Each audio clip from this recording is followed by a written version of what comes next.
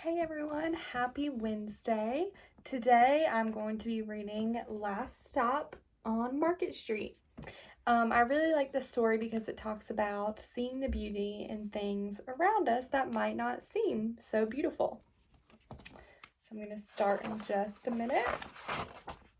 All right. CJ pushed through the church doors, skipped down the steps.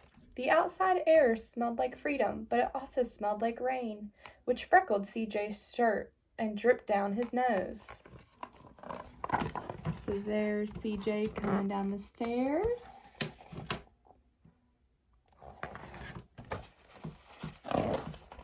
He ducked under his Nana's umbrella, saying, "How come we gotta wait for the bus and all is wet?"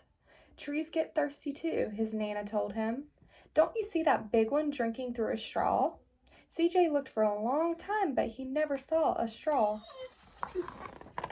So here is the tree.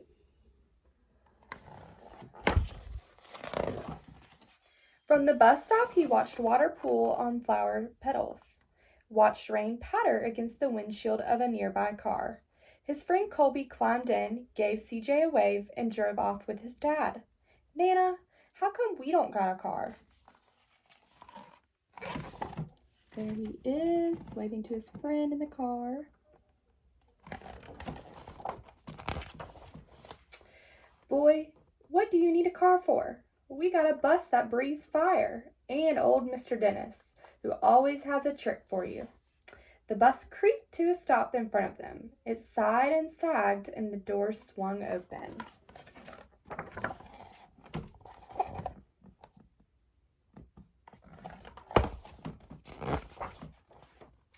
"What's that I see?" Mr. Dennis asked. He pulled a coin from behind CJ's ear, placed it in his palm. Nana laughed her deep laugh and pushed CJ along. They sat right up front. The man across the way was tuning a guitar. An old woman with curlers had butterflies in a jar. Nana gave everyone a great big smile and a good afternoon. She made sure CJ did the same. There the bus driver was, doing a little trick on CJ. Everybody on the bus. The bus lurched forward and stopped. Lurched forward and stopped. Nana hummed as she knit. "How come we always gotta go here after church?" CJ asked. "Miguel and Colby never have to go nowhere."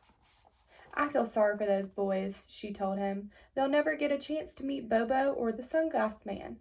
And I hear Trixie got herself a brand new hat." CJ stared out the window, feeling sorry for himself. He watched cars zip by on either side. Watched a group of boys hop curbs on bikes.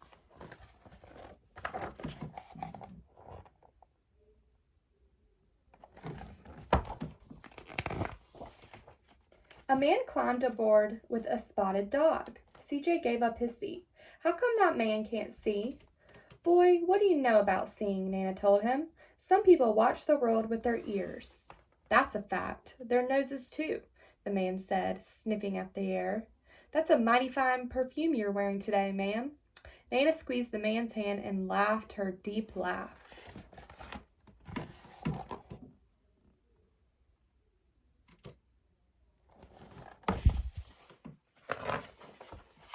Two older boys got on next. CJ watched as they moved on by and stood in back. "Sure wish I had one of those," he said. Nana set down her knitting. "What for? You got the real live thing sitting across from you. Why don't you ask the man if he'll play us a song?" So CJ's talking about how these two boys that got on the bus have ear pods. CJ didn't have to. The guitar player was already plucking strings and beginning to sing. "To feel the magic of music," the blind man whispered. "I like to close my eyes." Nana closed hers too. So did CJ and the spotted dog. So there's the two boys that got on the bus and them listening to the music.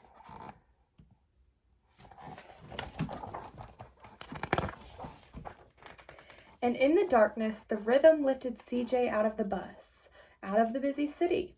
He saw sunset colors swirling over crashing waves, saw a family of hawks slicing through the sky, saw the old woman's butterflies. dancing free in the light of the moon. CJ's chest grew full and he was lost in the sound, and the sound gave him the feeling of magic.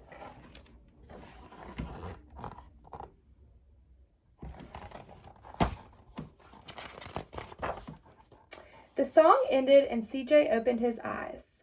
Everyone on the bus clapped, even the boys in the back. Nana glanced at the coin in CJ's palm. CJ dropped it in the man's hat. Last stop on Market Street, Mr. Dennis called. There he is giving him the money.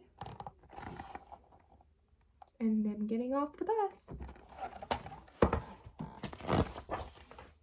CJ looked around as he stepped off the bus. Crumbling sidewalks and broken down doors, graffiti-tagged windows and boarded-up stores. He reached for his Nana's hands. How come it's always so dirty over here? She smiled and pointed to the sky. Sometimes when you're surrounded by dirt, CJ, you're a better witness for what's beautiful.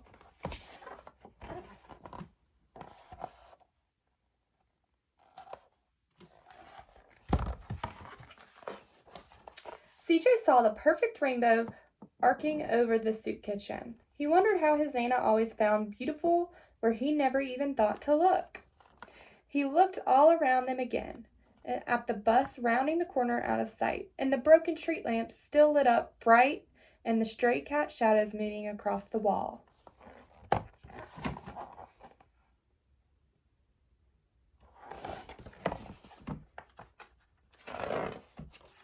When he spotted their familiar faces in the window, he said, "I'm glad we came." This is at the soup kitchen.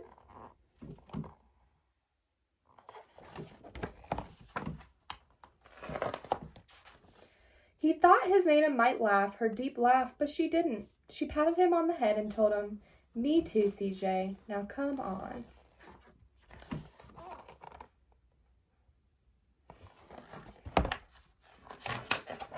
And that's it. I really like that story. It's super sweet. All right, I'll see you guys back here tomorrow. Bye.